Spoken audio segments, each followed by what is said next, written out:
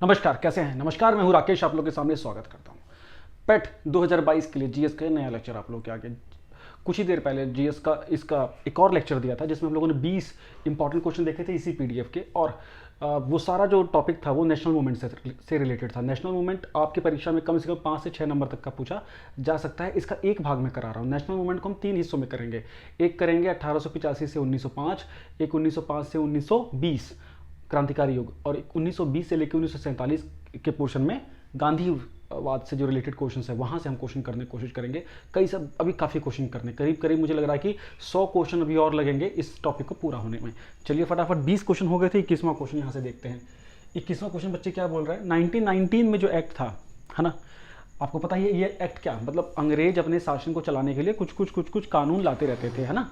तो 1919 में कानून आया था, 1909 में आया था, 1935 में ये बड़े कानून थे। उससे पहले चार्टर्स भी आते थे, है ना। 1892 वाला चार्टर या 1773 से शुरू होता है। इनफैक्ट शुरू तो होता है 1726 से, वो पॉलिटिकल का हिस्सा है, ठीक। तो 1919 का जो एक्ट था जिसको कि बहुत फेमसली बोला जाता था मॉन्टेग्यू चेम्सफोर्ड एक्ट, है ना, क्योंकि जो उसमें मॉन्टेग्यू थे वो सेक्रेटरी ऑफ इंडियन स्टेट थे लंदन में, और चेम्सफोर्ड उसमें भारत के वायसराय थे, ठीक है। अब देखो, तो 1919 के एक्ट में काफ़ी सारी चीज़ें लाई गई थी। भारत में पहली बार द्वैध शासन, डुअल गवर्नेंस का कंसेप्ट लाया गया, ठीक है। तो ये कंसेप्ट जब आया 1919 के एक्ट में था, तो ये किसकी सोच थी जो इसमें रिफ्लेक्ट हुई? ऑप्शन है मॉन्टेग्यू की, तेज बहादुर सप्रू की, मिंटो की या चेम्सफोर्ड की। मिंटो तो है नहीं, चेम्सफोर्ड मॉन्टेग्यू हो सकता है, इंडियन का तो सुनेंगे ही नहीं। मॉन्टेग्यू, लॉर्ड मॉन्टेग्यू, इनका ये बेबी ब्रेन था कि इसमें जो डुअल गवर्नेंस कंसेप्ट वो इंडिया में इंप्लीमेंट किया जाए, ठीक। ये हो गया, डन। नेक्स्ट क्वेश्चन अगर आप देखेंगे, नेक्स्ट क्वेश्चन क्या बोल रहा है? निम्नलिखित में से किसने 23 फरवरी 1946 को, बहुत शानदार क्वेश्चन है भाई ये, निम्नलिखित में से किसने 23 फरवरी 1946 1946 को on the verge of Indian independence, बस इंडिया में इंडिपेंडेंस होने वाली थी एक साल में, को रॉयल इंडियन नेवी विद्रोहियों को आत्मसमर्पण करने के लिए राजी किया? आपको पता है कि उस समय की जो ब्रिटिश इंडियन नेवी थी उसने विद्रोह कर दिया था, बड़े पैमाने पर रिवॉल्ट कर दिया था विविध कारणों से। और जो भारतीय नेता थे वो समझने लग गए थे कि ऐसा ये थ्रेट ना हो जाए, इसकी वजह से जो हमारा इंडिपेंडेंस का प्रोग्राम है वो टल ना जाए या उसमें कोई प्रॉब्लम ना पैदा हो जाए। इसके लिए कांग्रेस के कुछ नेताओं ने आह्वान किया आत्मसमर्पण कराने के लिए, और कुछ बातें ऐसी रखी कि हम आपके साथ रहेंगे, है ना, आपका जो भी मांगे हैं उसको मनवाने के लिए कोशिश की जाएगी। इसमें भारत में कांग्रेस ने जो नॉमिनेट किया था वो वल्लभ भाई पटेल को नॉमिनेट किया था कि आप इस मैटर को देखिए, और मोहम्मद अली जिन्ना मुस्लिम लीग का नेतृत्व कर रहे थे। तो जो सी ऑप्शन है कि किसने आत्मसमर्पण के लिए रेडी किया इन लोगों को, बहुत बड़ी समस्या हो गई थी ये, वल्लभ भाई पटेल और मोहम्मद अली जिन्ना, ठीक। नेक्स्ट क्वेश्चन, 20 सितंबर 1932 को जो यरवदा जेल में गांधी जी ने आमरण अनशन किसके विरोध में किया? हाँ, ये देखो, यरवदा को ऐसे भी लिख सकते हैं, यरवदा जेल, ये बेसिकली पूना में है ना, यरवदा जेल। गांधी जी इसमें जेल में थे उस समय, और ये वही पीरियड था जब सविना वज्ञा के जस्ट बाद का पीरियड। उस समय यरवदा जेल में थे और उन्होंने वहाँ पे आमरण अनशन शुरू कर दिया था जेल में रहते हुए ही। क्यों?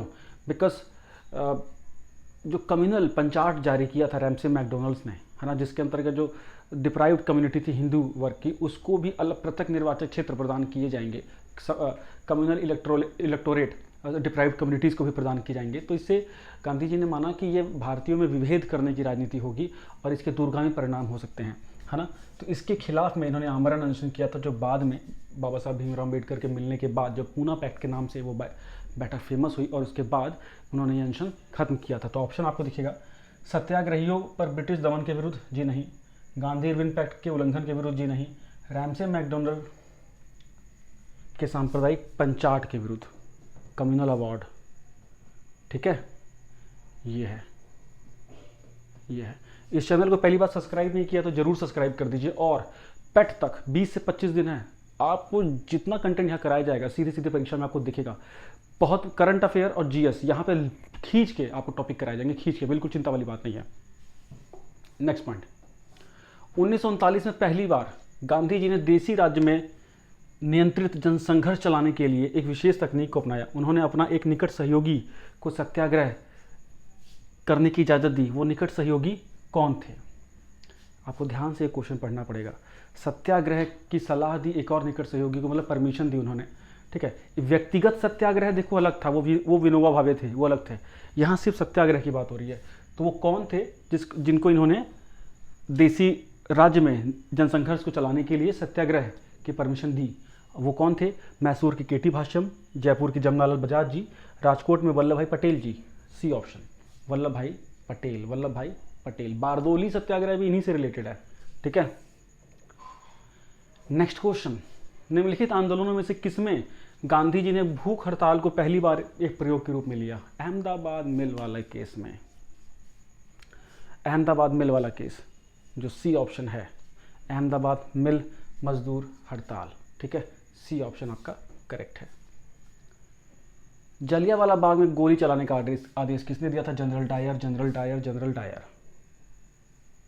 गांधी जी को सर्वप्रथम राष्ट्रपिता किसने कहा था? जो इजी क्वेश्चन है उसको फटाफट कर जाएंगे, जो इजी क्वेश्चन है। राष्ट्रपिता किसने कहा था? नेताजी सुभाष चंद्र बोस, नेताजी सुभाष चंद्र बोस, ठीक है। नेक्स्ट, क्रिप्स मिशन के असफल होने का सबसे महत्वपूर्ण कारण क्या था? देखिए, क्रिप्स मिशन के असफल होने के बहुत महत्वपूर्ण कारण थे। इसमें यह था कि जो क्रिप्स मिशन के जो मिशन था वो अपनी बातों पे टिक नहीं रहा था, और कुछ में कुछ ऐसे क्लॉज थे जिसको बार बार जिसको कि जो ब्रिटिश सरकार थी वो सोचती थी कि बहुत ज़्यादा हम दे रहे हैं, है ना, इंडिया को, या और जो कांग्रेस और मुस्लिम लीग थी वो सोचते थे कि ये बहुत ही कंजर्वेटिव है और ब्रिटिश सरकार हमको पूरी तरह से आज़ादी देने के मूड नहीं है। तो इसमें विभेद था। तो ये सारे जो ऑप्शन है, इसमें पहला ऑप्शन तो कुछ हद तक सही हो सकता है, सेकंड ऑप्शन गलत है, थर्ड ऑप्शन गलत है, फोर्थ ऑप्शन क्रिप्स का ग्रहण करने या छोड़ देने वाला दृष्टिकोण, ठीक है। डी ऑप्शन, मतलब ये लो या छोड़ दो, मतलब बिल्कुल से, है ना, या तो आप इसको ग्रहण कीजिए नहीं तो छोड़ दीजिए, तो वही एटीट्यूड, है ना, उदासीन एटीट्यूड। D option. भारतीय राष्ट्रीय कांग्रेस में सबसे अधिक तक समय तक अध्यक्ष कौन रहे थे? अगर वर्तमान परिप्रेक्ष्य तक पूछेंगे तो आंसर होगा सोनिया गांधी, लेकिन आज़ादी के परिप्रेक्ष्य में अगर हम देखें तो डॉक्टर अबुल कलाम आज़ाद। अबुल कलाम आज़ाद भारत के पहले शिक्षा मंत्री भी थे।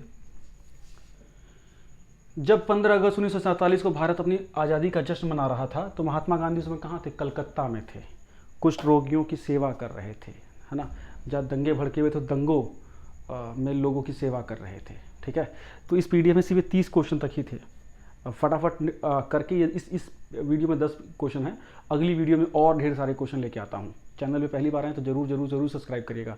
टेलीग्राम ग्रुप जरूर ज्वाइन कर लीजिए, एम विद राकेश, ठीक है। सर्च करेंगे आपको मिलेगा टेलीग्राम ग्रुप, उसमें लगातार क्विजेज आ रही हैं, आप लोग के लिए सीधा फ़ायदा होगा।